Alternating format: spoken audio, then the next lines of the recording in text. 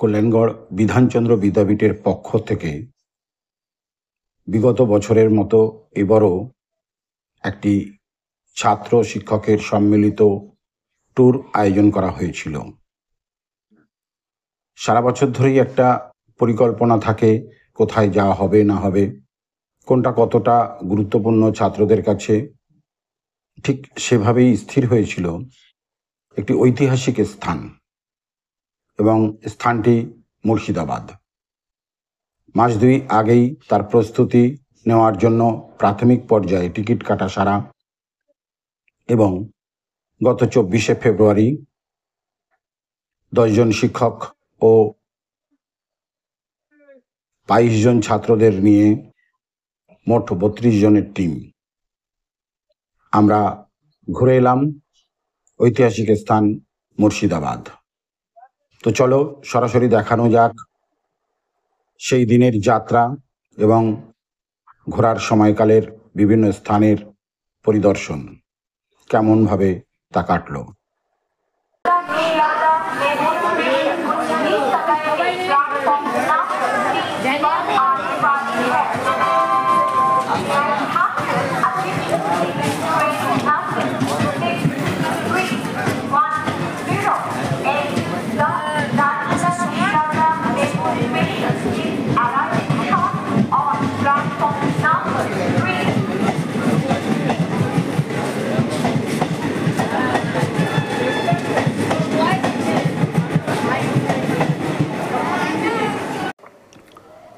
আমরা শিক্ষক শিক্ষিকারা অনেক আগেই পৌঁছে গেছিলাম। ছাত্রদেরও বলা ছিল অভিভাবকদের সঙ্গে নিয়ে অশোকনগর 2 নম্বর স্টেশনে উপস্থিত হওয়ার জন্য, অশোকনগর রোড। তো স্বাভাবিকভাবেই তারাও অনেক আগেই পৌঁছে গেছিল। যে যার অভিভাবক নিজেদের সন্তানের জন্য টিকিট কেটেই তারা নির্দিষ্ট স্থানে উপস্থিত হয়। তারপর সেখান থেকে আমরা 8টা 10-এর ট্রেন ধরে শিয়ালদায় পৌঁছাই, এবং শিয়ালদা থেকে লালগোলা প্যাসেঞ্জার ট্রেন 11টা 30-এ ছাড়ার কথা। তার আগেই আমরা রাতের আহার স্টেশনেই সেরে নিয়েছি, যে যার মতন বাড়ির থেকে আনা খাবারের মধ্য দিয়ে। তারপর ট্রেনে চেপে বসা, এবং ভোরের দিকে 4টে 20-তে আমরা পৌঁছে গেলাম মুর্শিদাবাদ।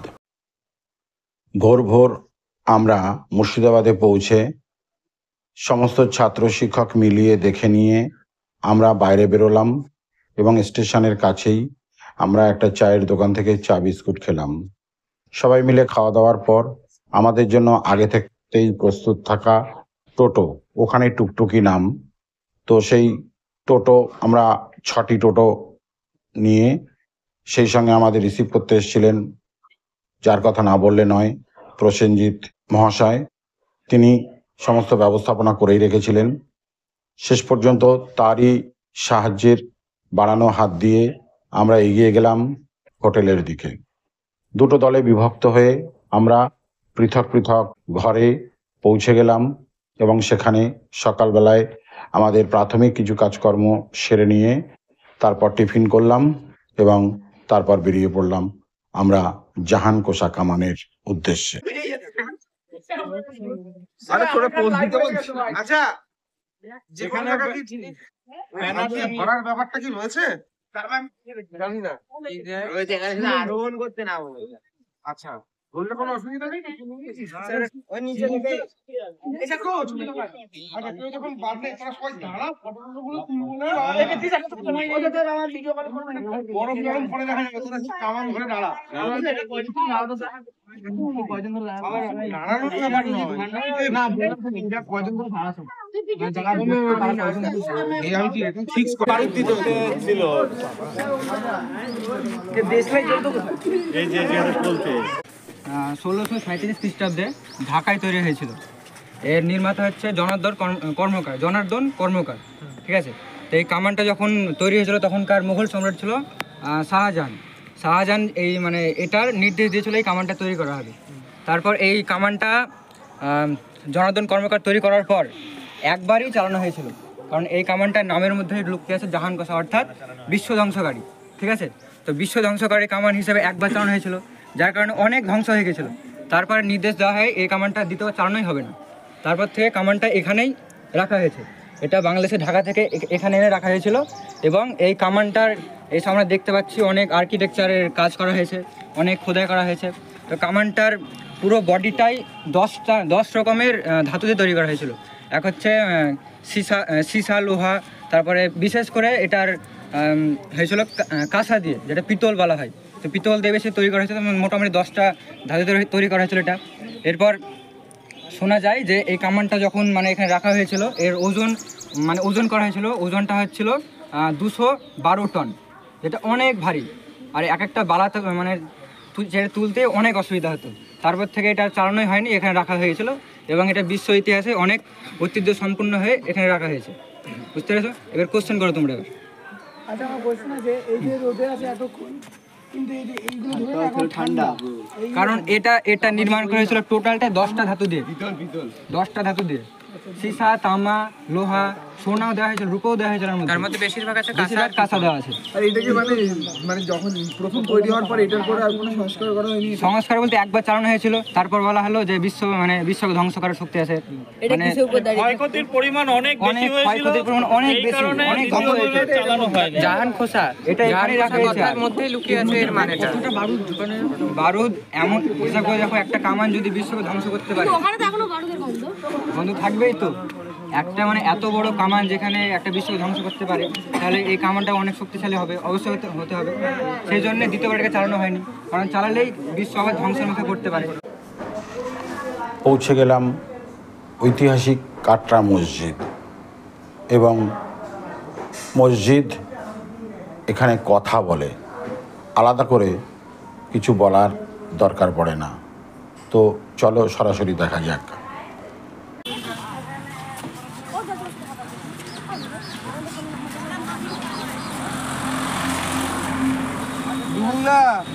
জীবন্ত ইতিহাস।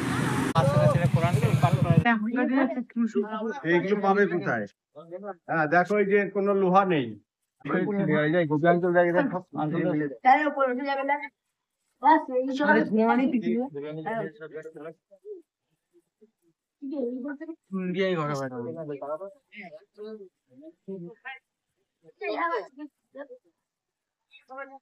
এই যাচ্ছে ভুয়া ভুয়া আপনি হারাই যাবি, পালা আরে এখানে ঢুকলে এখানে দিবে না। বন্ধ বন্ধ।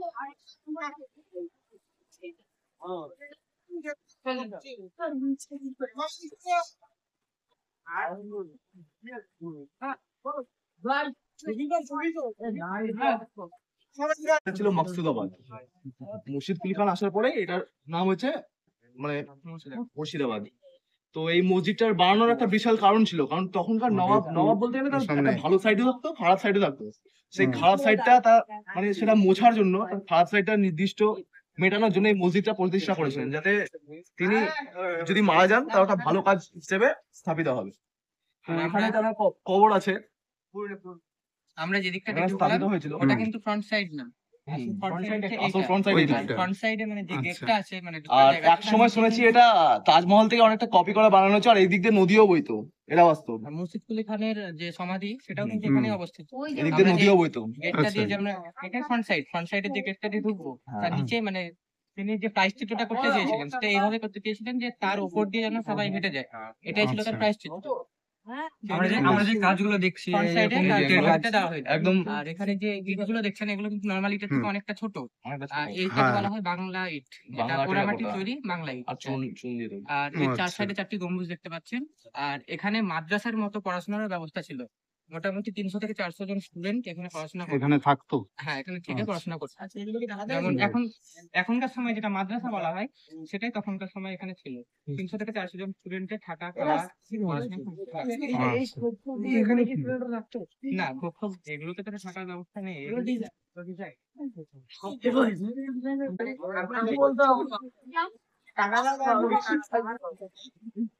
মাঝে মাঝে বুঝে নিতে লাগবে ডিজাইন।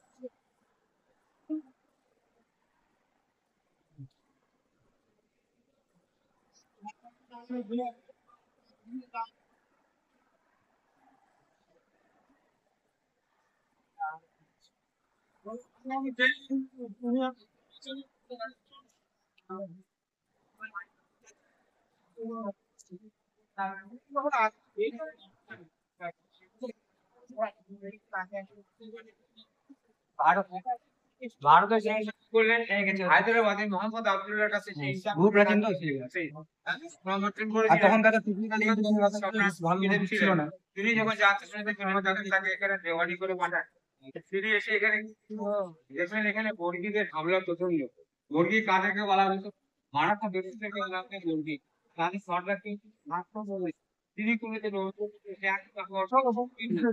এই সময় এই মোহাম্মদ গাজী তাকে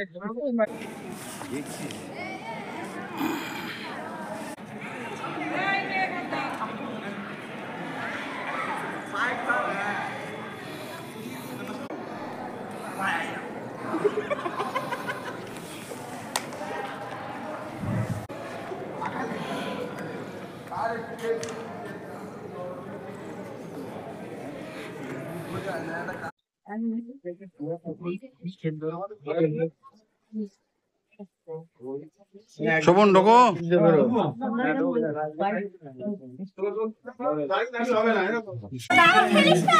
চলো আস্তে আস্তে বেরাও।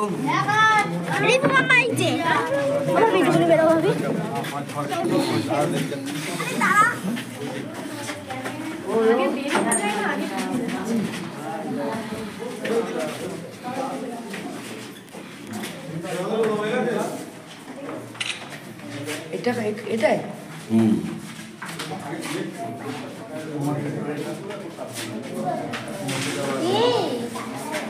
নামকরণ করেছেন।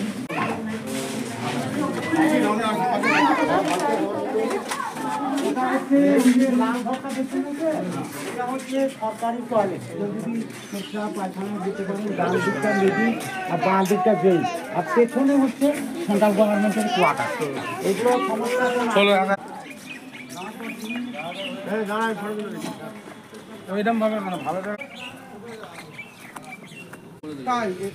আপনি করবেন।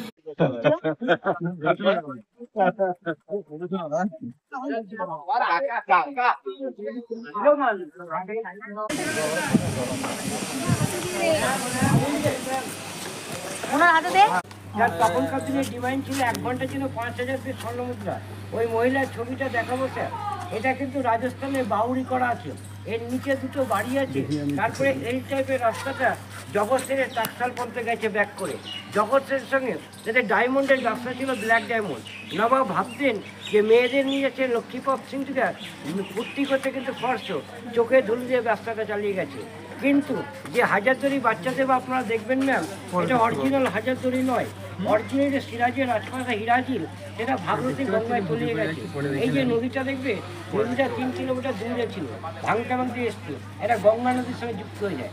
কিন্তু আজকে লক করার কারণ হচ্ছে বাবু, 1978 সালে উত্তম কুমার ধর্মেন্দ্র একটা শুটিং হচ্ছিল, সেই সময়টা লোকাল বাচ্চা পড়ে যাওয়ার পর তুমি লক করে দিয়েছে, এখন 12 ফুট। আর কদিন পর আসলে আরও দুটো বাড়ি দেখবে, বর্ষাকালে জলটা এখানে চলে আপ ডাউন করে। এই জন্য বলি ভাই বন্ধুদের যে মালিক মেরেছে স্যার, তালা যাবে না আর খোলা, দেখা হয়ে গেলে আস্তে আস্তে হাঁটার পালা। চল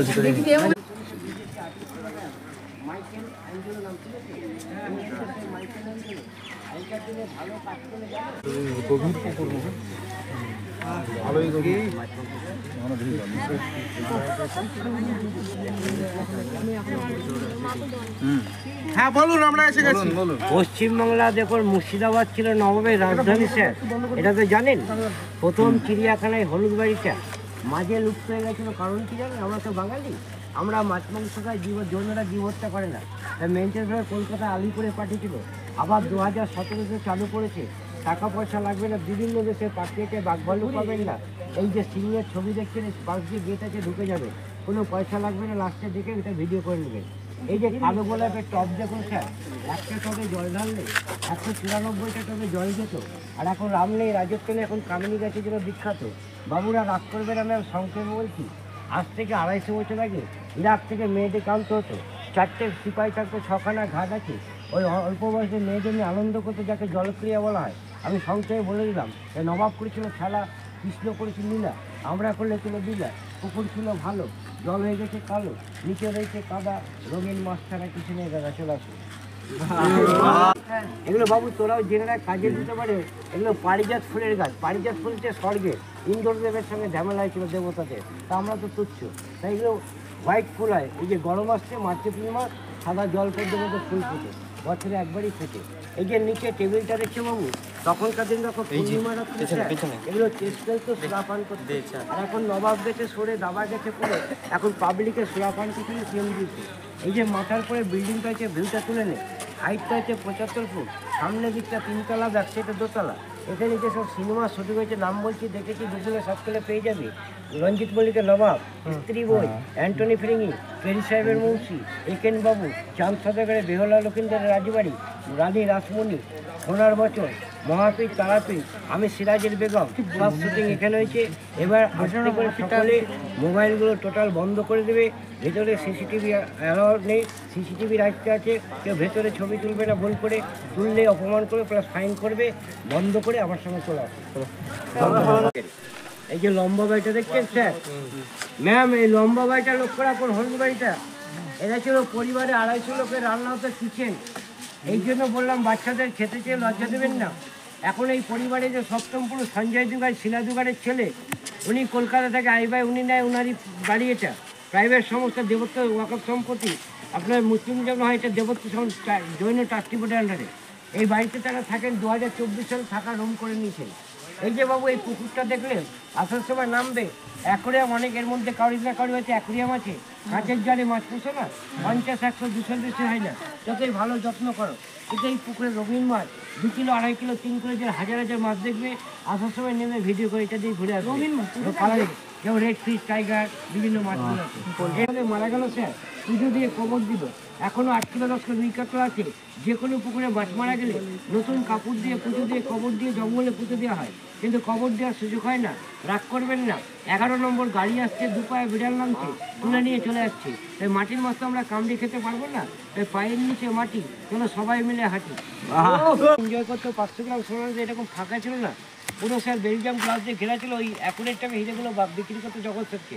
কিন্তু 1947 যখন ভারত স্বাধীন হলো, ওয়ারিস আলী মির্জা খুলে টেনে ফাঁকা মহল করেছিল, এখন ফাঁকা থাকে না, এখন ফ্রিতে বৌদিরা আসছে, আমরা দেখছি। আবার এটা মালিক রিমডেলিং করছেন, এটা বিয়ের মঞ্চ তৈরি করছেন, ঠিক আছে, নাচমহলটা এখন বিয়ের মঞ্চ তৈরি হবে। আসুন, তার মানে এটা পরবর্তীকালে কমার্শিয়ালি ভাড়া দেওয়া হবে না। ভাগ আছে দিগম্বর, শ্বেতাম্বর, একটা জামা কাপড় পরে একটা উলঙ্গ থাকে, এরা শ্বেতাম্বর জয়ী। এদের গুরুজি আছে 8ই ফেব্রুয়ারি, গুজরাট থেকে উৎসব হয়ে গেল ফেব্রুয়ারি মাসে। এবার একটা আশ্চর্য গাছ দেখুন স্যার,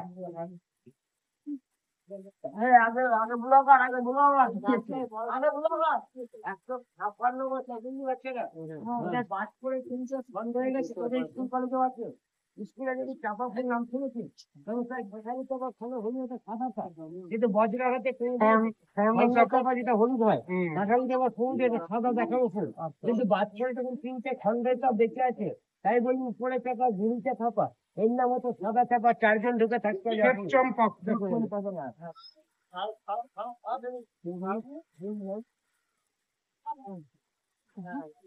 হ্যাঁ বলুন, আছে গাছে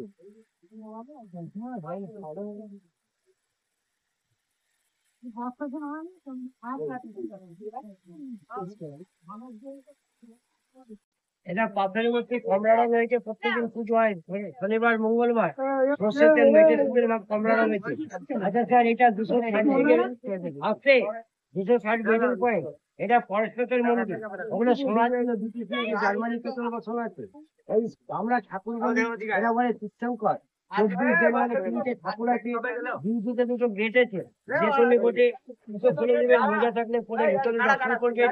ওটা দেখা হয়ে গেলে, মহাবীর দর্শন করা হয়ে গেলে, সেকাল বাগানটা নিজের মতো ফল দিবে, খোলা হয়ে গেলে রাত্রি চিড়িয়াখানা ঢুকে যাবে। ভালো লাগবে তো? আর একটা প্রশ্ন করছি, না পারলে বলে দেবো। সিরাজের বাবার নাম বল। দাদুর নাম তো আলিবর্দী। হ্যাঁ, 11-25 চারটে পাচ্ছিস দৈনুদ্দিন আহমদ খান, মায়ের নাম আমিনা বেগম। ডাক্তার বলে দিল এগুলো রাখছি। ঠিক আছে স্যার, ভালো লাগলো তো? আবার খেলার পথে সবাই এক জায়গায় দাঁড়াবে, একটা ছবি তুলবে।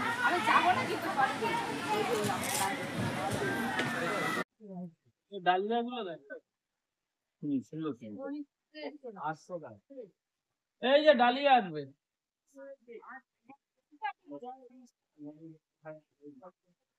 এইগুলো কি ফুল? আপনার ফুল? আরে না না, এই কি?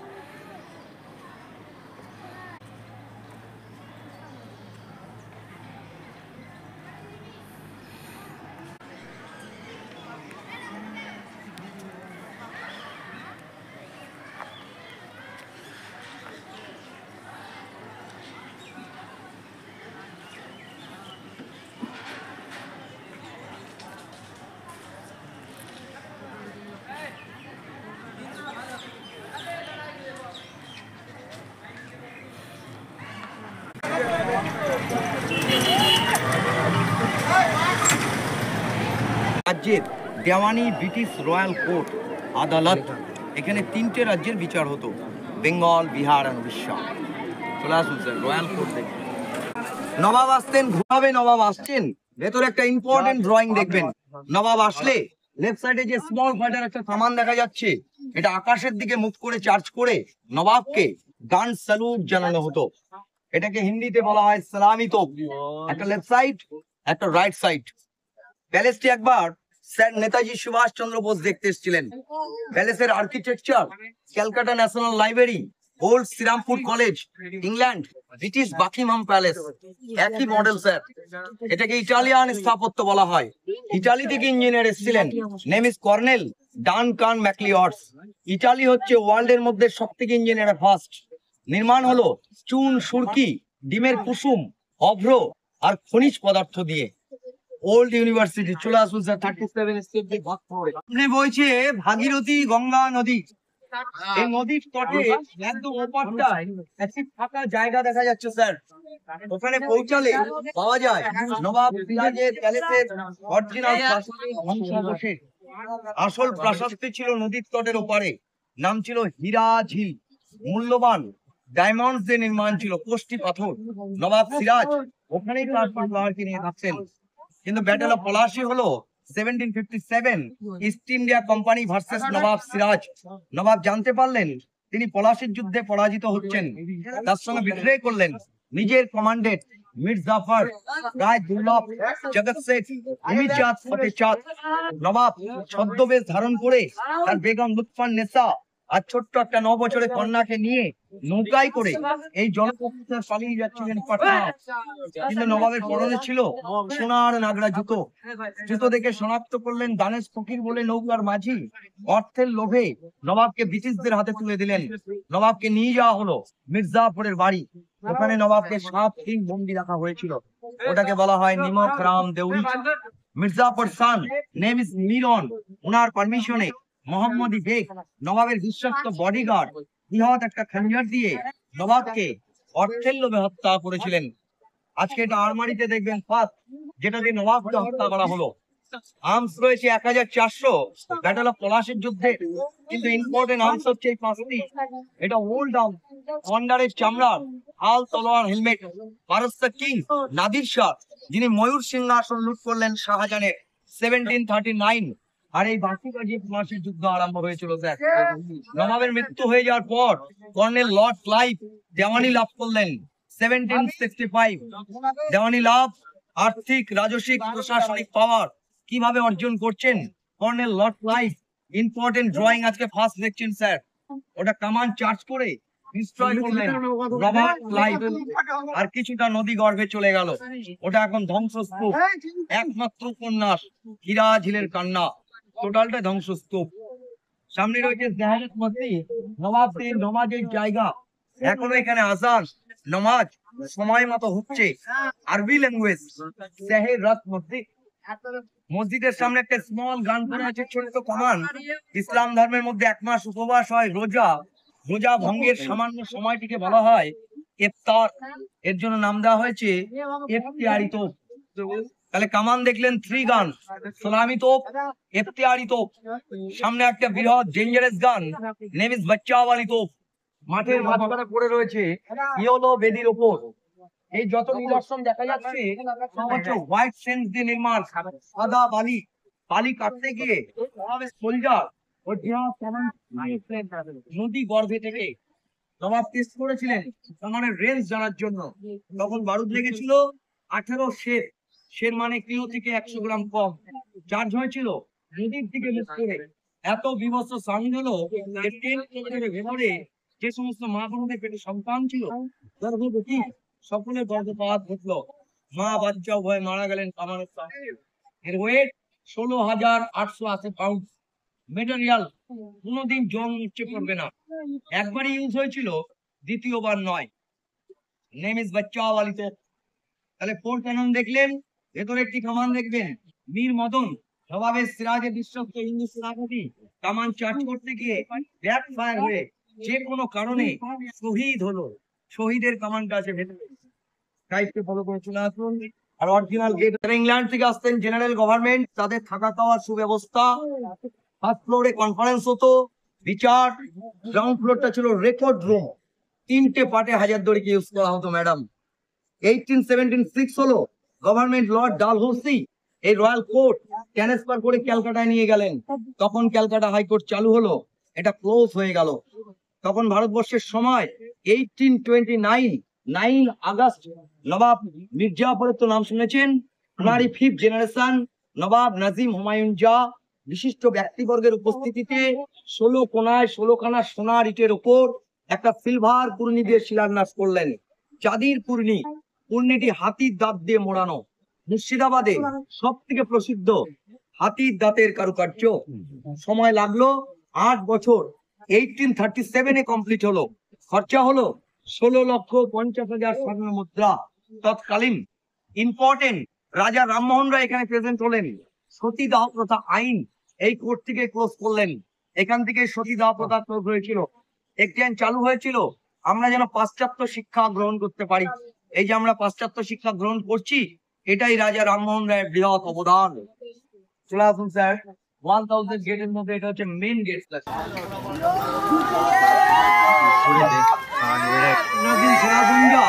ইমাম বানার নির্মাণকর্তা তাকে জন্মদিনে উপহার দিয়েছিলেন। সময় ছিল 1872। নবাবী আমলে 101টা মোমবাতি দিয়ে ওই ঝাড়বাতিটি জ্বালানো হতো। ঝাড়বাতির নিচে রয়েছে জার্মানি সিলভার 42 কিলো একটি চাঁদির সিংহাসন। বিচার করবে নবাব, কিন্তু সাজেশন দেবে ব্রিটিশ। ঋষি বঙ্কিমচন্দ্র চট্টোপাধ্যায়ের আনন্দমঠ গ্রন্থে, রাজ সিংহ গ্রন্থে এর হিস্ট্রি লেখা আছে স্যার। দ্বৈত শাসন, look at the symbol, right side unicorn, যার মাঝায় ইগল দিয়ে বাঁধা রয়েছে, পরাধীনতার সিম্বল। লায়নটা ব্রিটিশদের রাজকীয় সিম্বল। মাছটি শুভ সাহিত্য প্রতীক। মাছের নিচে word book, Bible and 2 flag, নবাব এন্ড ব্রিটিশ। নবাবের সাথে ব্রিটিশদের অ্যাডজাস্ট। ঘুমটার উচ্চতা 80 ফুট। রুমটার বিশেষত্ব লোডশেডিং হলে ঘর অন্ধকার হয় না। ওপরে একটা সুন্দর বেলজিয়াম গ্লাস, রাত্রে চাঁদের আলোকে আকর্ষণ করে, দিনের বেলা সূর্যের আলোকে। মানে ভেতরে সবসময় লাইটিং হচ্ছে sir. And Darbar and Sami Imam Bara 2 gate state 180-degree angles। নবাব সিংহাসনে বসার আগে ধর্মের দিকে তাকিয়ে তাকে শ্রদ্ধা ভক্তি এবং সালাম আলাইকুম জানিয়ে তবে বিচারে বসতেন। এই জন্য 2 গেটস আর স্টেট। যখন আপনাদের এই মিউজিয়ামটা দেখা হয়ে যাবে, এটা দিয়ে এক্সিট করে বেরিয়ে আসবেন স্যার। এটা এক্সিট গেট, গ্রাউন্ড এন্ট্রেন্স। আসুন গাইড আপনাকে এন্ট্রেন্স বলে দিচ্ছে sir. Ground entrance. But Clive, Warren Hastings, Dalhousie, Mr. Kajjan, Mr. Fox, Mr. Minto, and Lord Charlie Chaplin are drawing. একটা ওল্ড মসজিদ দেখাচ্ছি স্যার, 1723 মুর্শিদ খলিফা বাংলার ফার্স্ট নবাব। উনি দাক্ষিণাত্যে ব্রাহ্মণের পুত্র হয়ে কনভার্ট করে ইসলাম ধর্ম গ্রহণ করেছিলেন। মুর্শিদ খলিফার নাম অনুকরণ করে এই জায়গাটির নাম হচ্ছে মুর্শিদাবাদ। তার অনুশোচনায় তার বেগমের কবর সিঁড়ির নিচে দেওয়া হলো। যদি কোনো ভালো মানুষ তাকে দেখতে যায়, তার পদধূলি কবরে পড়ে যেন পাপটা ক্ষয় হয়। মুর্শিদ খলিফার বংশে যে কটা আপনি কবর দেখবেন সমাধি, একই বৈশিষ্ট্য স্যার, সিঁড়ির নিচে। আসুন স্যার দায়িত্ব মনে করুন। Important company and grandfather made in England. এই রুল ছিল বছরে মাত্র 4 বছর ঘটের চাবি দিত এটার সময় নির্ধারণ করার জন্য। কিন্তু দুঃখের বিষয়, ভেতরে যত বই পায় পুরোটা না ইংল্যান্ডে নিয়ে চলে যাবে। এই জন্য বইটা আমি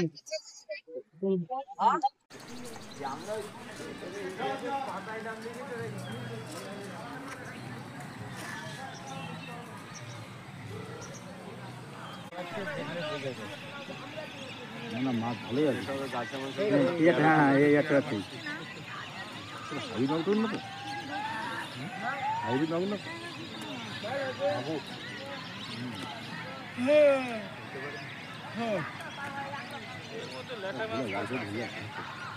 জল আছে মানে কিছু মাছ তো আছে। ভালো মাছ আছে। হ্যাঁ চলো ওঠো, আস্তে আস্তে হাঁটতে হাঁটতে চলো না। ভালো মাছ আছে বুঝলাম।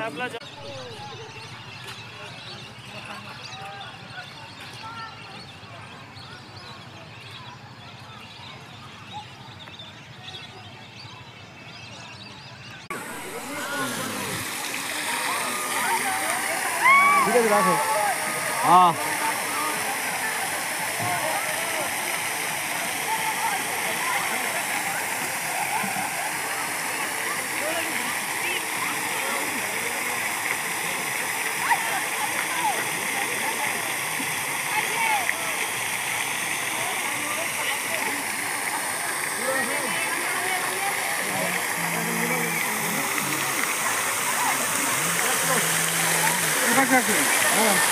সবাই এপাশে আসেন, এপাশে এপাশে ওইদিকে যান। ফোয়ারাটা পাবো না। দারুণ গান হয়েছে।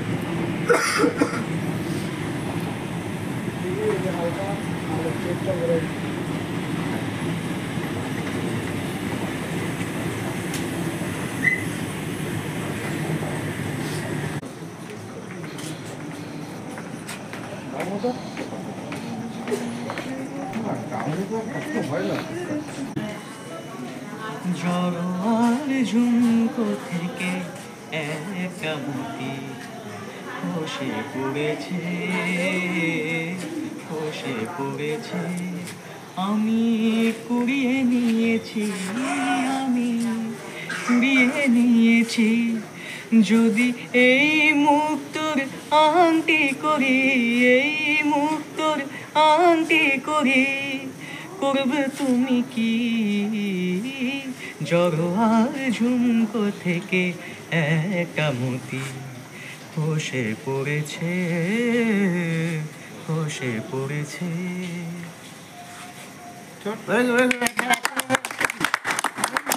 একটা অন্তরা হতো অন্তর।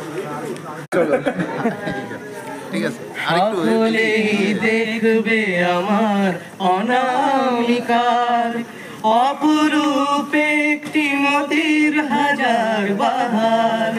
সকলেই দেখবে আমার অনামিকার অপরূপ একটি মোতির হাজার বাহার।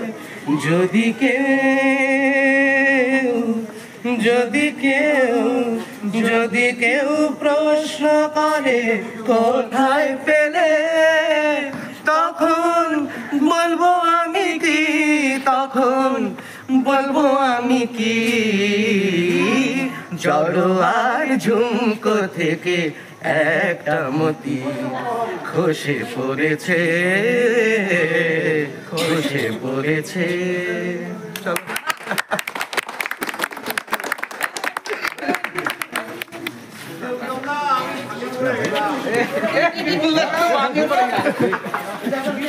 আরেকবার বলুন, আপনি আরেকবার বলুন। কি ফাঁকে পড়ে গেলাম? আরেকবার বলুন, ভালো করে বলুন। আমি ফাঁকে পড়ে গেলাম।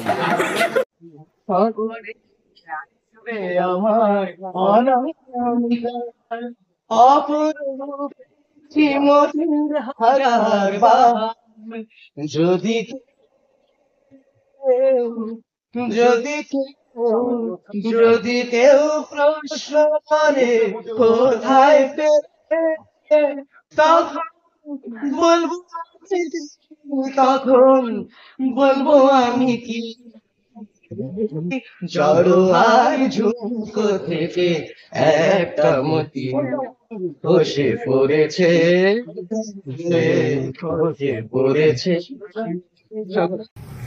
আমরা সবাই এখন মুর্শিদাবাদের বিখ্যাত কাটারা মসজিদে রয়েছি। এখানে আমাদের সম্পূর্ণ টিম চলে এসছে।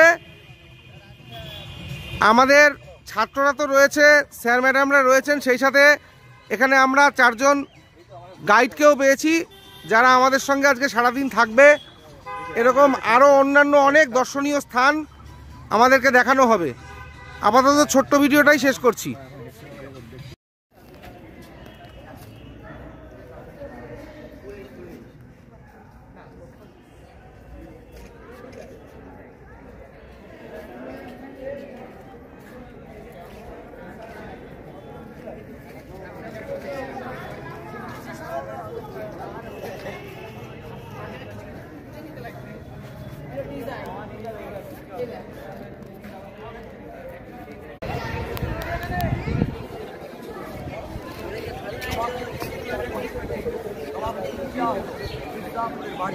ওখানে নবাবকে 7 দিন বন্দি রাখা হয়েছিল।